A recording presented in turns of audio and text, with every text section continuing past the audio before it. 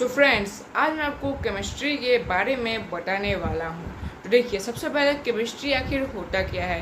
तो केमिस्ट्री एक systematic knowledge है जिसको कि हम ह्यूमंस ने बहुत सारे एक्सपेरिमेंट्स और ऑब्जर्वेशन करके हासिल किया है। तो वो सिस्टमेटिक नॉलेज है केमिस्ट्री, ठीक है। और हम लोग बात कर लेते हैं कि इसमें डेवलपमेंट, सबसे ज़्यादा डेवलपमेंट किसने किया है केमिस्ट्री में। तो देखिए, एक डिमिट्री मेंडलीव नाम से एक शख्स थे जिन्होंने सबसे ज़्यादा डेवलपमेंट किया था केमिस्ट्री का। आप केमिस्ट्री में पीरियोडिक टेबल के बारे में जानते होंगे जिसमें बहुत सारे एलिमेंट्स होते हैं, ठीक है।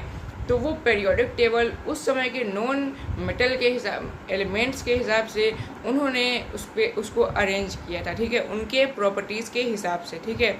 तो देखिए, उस समय बहुत सारे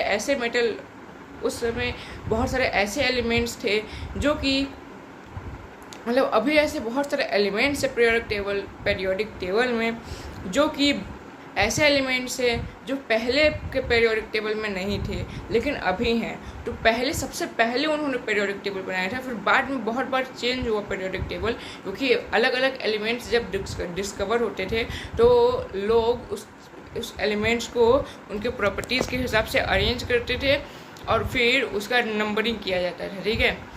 तो अभी का जो पीरियोडिक टेबल है वो उस समय के पीरियोडिक टेबल के हिसाब से, मतलब जो डिमिट्री मेंडलीव ने बनाया था वो बहुत अलग था, लेकिन उस समय के नॉन मेटल के हिसाब से तब भी उन्होंने अरेंज किया था उनके प्रॉपर्टीज़ के हिसाब से, ठीक है।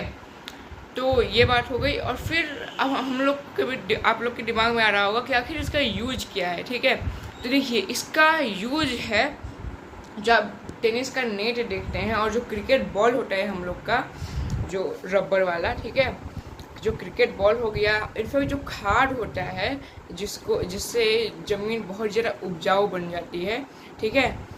वो खाद, सोचिए, खाद के बिना लोगों को आखिर पता ही नहीं होता कि आखिर खाद होता क्या है, उससे ज़मीन उपजाऊ बन जाती है। ये केमिस्ट्री की वजह से ही पता चला कि खाद की वजह से ज़मीन उपजाऊ बन जाती है, और केमिस्ट्री की वजह से ही पता चला कि बॉल का साइंस ये होता है, ठीक है।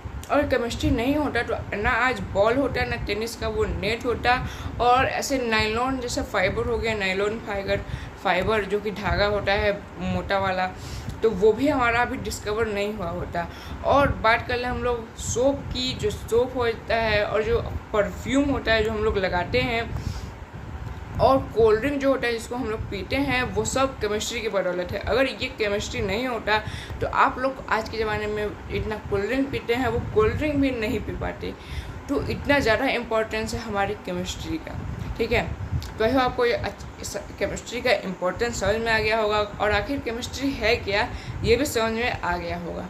तो अगर आपको ये वीडियो ज़रा सा भी इन्फॉर्मेटिव लगा और इस वीडियो को लाइक करें, शेयर करें, सब्सक्राइब करना बिल्कुल ना भूलें। मिलते हैं आपसे नेक्स्ट वीडियो में, तब तक के लिए बाय बाय।